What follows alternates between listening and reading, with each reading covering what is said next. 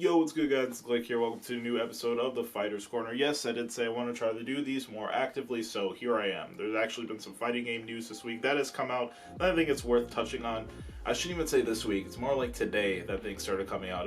Throughout the rest of the week, things have been pretty much dry in terms of fighting games. But anyway, first up, some Injustice 2 news for you guys. So actually today, a brand new trailer was released for Injustice 2 that basically kind of detailed some of the new upcoming characters for the game that will be available via the DLC Pack 1 that's coming out, and I don't exactly know when it's available, but I think it's going to launch sometime shortly after the game launches on May 16th. Not saying it's coming out on May 16th, but I think it's going to come sometime, maybe a month afterwards, maybe 2 months. We'll see what happens. I don't even remember if the actual release date was announced yet, but as far as I know, 3 new characters were actually revealed for the game that are DLC only, that are part of the DLC Pack 1. Let's take a look at that trailer right now.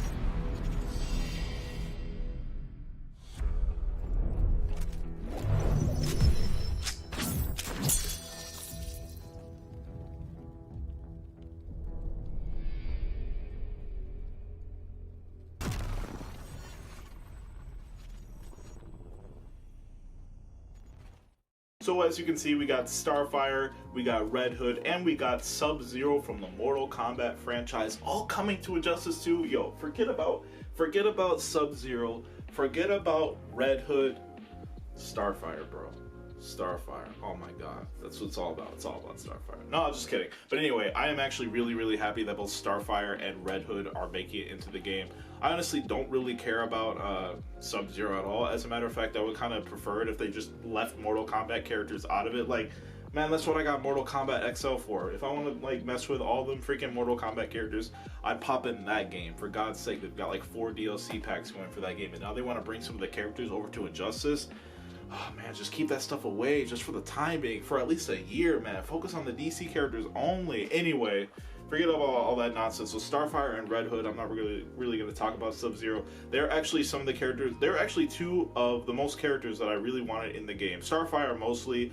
I kind of forgot about Red Hood for a little bit, but after he was revealed today, I was just like, oh my god, that's right, I kind of really wanted him in the game, so I'm happy that happened. I'm happy that he's coming, but also, as you can see at the end of the trailer, they got a huge silhouette army of characters that are coming in the future in the background. And actually, WWG.com, they kind of did a breakdown article, basically kind of, you know, they did their best to detail what exactly some of the silhouettes might be. I think the most obvious one is Black Manta. Yes, Black Manta is actually going to be one of the DLC characters in the near future. I know they tried to pick out Wildcat, Enchantress, who else? I think his name is Raiden for Mortal Kombat, the guy with the hat. Yeah, and like several more characters. So I mean, really, there's a lot of characters coming, man. Holy smokes, there's a lot of characters coming for this game. So it'll be really interesting to see who's on the way.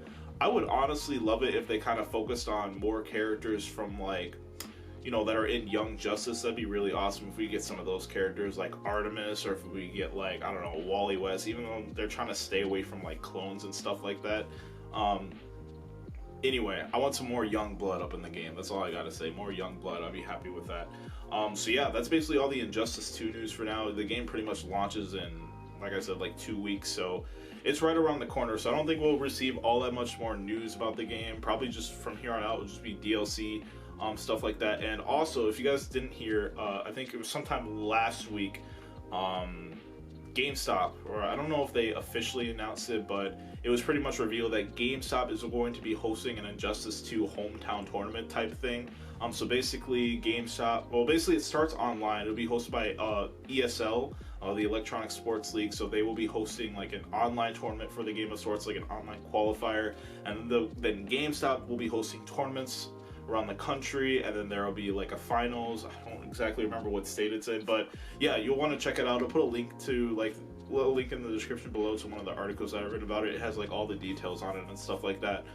So yeah, I mean, it seems like right off the bat, ESL and NRS, they're kind of going full swing with the whole esports deal for this game. I know ESL, they did like, what did they do, like 2 or 3 seasons for Mortal Kombat X, so I mean, hopefully they've got the same thing in store for Injustice 2. Would be really, really nice, because as I see it right now, Injustice 2 is going to be sticking around for a little bit, because I honestly don't think we're going to get a new Mortal Kombat title anytime soon. So anyway, that's basically all the Injustice 2 stuff I want to touch on for this week. Let's move on to Street Fighter. Alright, in all honesty though, the Street Fighter news isn't really all that much. Basically today, Capcom pretty much just confirmed that the next Season 2 DLC character is going to be revealed on Monday. I don't know what day that is. Somebody check the calendar for me. I don't remember what day that is. But this coming up Monday, so like 3 days from now, the next Season 2 DLC character will be revealed. And with that announcement, they posted a picture on their social media of basically Balrog being lifted up into the air surrounded by a shroud of psycho energy. So I guess you can already assume who it's going to be. It's going to be freaking Ed. We already know. It was already leaked like 3 weeks ago. Ed is on the way. He's the next freaking DLC character. Get hyped. The dude with the hood. Hood boys. Anyway, so I mean, yeah, psycho power, so we can pretty much confirm that it's Ed at this point. It'll be interesting. It seems like we're going to be levitating our opponents up. We'll see how that works. Oh man, dude, they're making all the DLC characters so different. Like, they just play so different. They play so weird. They play so un-Street Fighter-ish. I guess that's alright. They're kind of adding in like something unique to the game. But I don't know. I mean, should they play it a little more safe and do more traditional stuff with the characters, or should they really be going all crazy and stuff with the characters' playstyle? Because, man, a lot of people aren't too happy about where Street Fighter V is going right now. So I don't know. Should they play it safe or should they play it risky? I don't know. They're doing their own thing. Capcom is doing their own thing, and regardless, people are going to buy the freaking character anyway, so I don't want to hear any complaining. But aside from that, I actually just remember that Capcom also, I think they also announced a Capcom Pro Tour Premium Pass that you can actually purchase. I don't know if it's available right now, but basically what it does, it allows buyers to earn extra in-game fight money, and they'll actually earn other perks throughout the rest of the years for stuff they haven't even announced yet. Apparently they've got a ton of stuff that they're getting ready to announce for the game. I guess they're just kind of focusing on the online, focusing on the next upcoming patch that's about to come out, the balance patch rather. So focusing all that other stuff beforehand, before they, announce all this content they apparently have in store. But basically, this Capcom Pro Tour Pass will allow you to earn extra fight money, so you can be able to have enough funds to purchase all the upcoming content that's on the way for this year.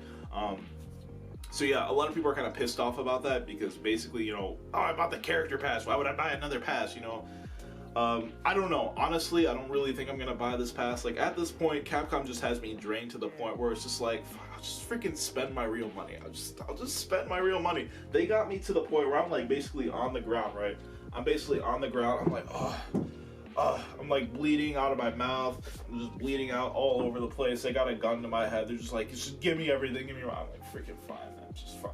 Just I don't even care anymore. Just whatever. Like, I don't have the strength to fight against them anymore. So they can just take it. Just take my money. I don't freaking care. So that's what's going on with Capcom this week. That's all that's going on with Street Fighter. The PC and PS4 beta for Street Fighter V, the next balance patch, so the beta for that is, I think it actually comes out sometime next week. It's next week or this Sunday, I don't exactly remember, but it's on the way within the next coming days. So if you want to test out the balance, the new balance patch on either PlayStation 4 or PC, it's going to be available on both platforms this time around. So you want to download that, it'll be available to everyone. So yeah, definitely check that out if you want to get, a head start on the new balance patch that's coming out. I think before the end of this month it will be officially released. So I guess to close things off for this video, if you guys are looking forward to Tekken 7, well, you might want to know this little tidbit of information. It was confirmed this week by Digital Foundry, which is like a hardware company. They basically analyze hardware and stuff relating to computers and crap like that. Basically, they confirmed that the PlayStation 4 version of Tekken 7 will be running at 900p. I know that's a problem for some people. I mean, if it's not 1080p, 60 frames per second, it's not worth buying. I get it. But look, the game is coming out on PC. If you want to run it at 4K, if you want to run it at max resolution, 60 frames per second, 100 frames per second, you can do that. Just buy the freaking PC version. But basically, they confirmed that all throughout the game will be running at a little bit less or at least 900p at a steady 60 frames per second on the PlayStation 4 console. Now, it wasn't tested on the PlayStation 4 Pro, so more than likely it's going to run even more smoothly at a much higher resolution on the PlayStation 4 Pro, and they did not confirm what it runs on resolution wise on the Xbox One or the PC, even though, you know, you're gonna get the best visuals out of the PC version. But as far as the Xbox One version is concerned, I'm assuming it's gonna run at the exact same resolution. I mean, for the most part, even titles that the PlayStation 4 has had in the past, well, that both the PlayStation 4 and the Xbox One has had in the past, the PlayStation 4 has been able to run it at 1080p, whereas the Xbox One version had to, you know, stay back a little bit and run it at 900p. So I'm assuming that they'll both pretty much run the game at exactly the same resolution. Tekken 7 I'm referring to, so you don't really have much to worry about if you're planning on being an Xbox One owner for the game. So anyway, that's just about it for Tekken 7. The game launches on June 2nd. Get freaking ready. I'm really interested in this game. Honestly, it's been a long time since I played Tekken. I am trash at 3D fighters, and I've really fully delved in and, like, you know, figure out exactly how they work. My dog always gotta be barking while I'm doing a video.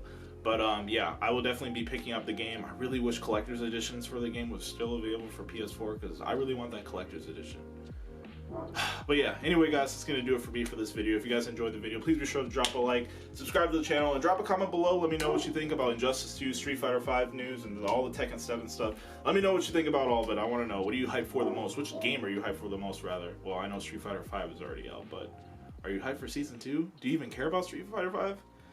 Probably not. Anyway, until next time, you guys keep on gaming, and I will see you guys in the next video. Peace out.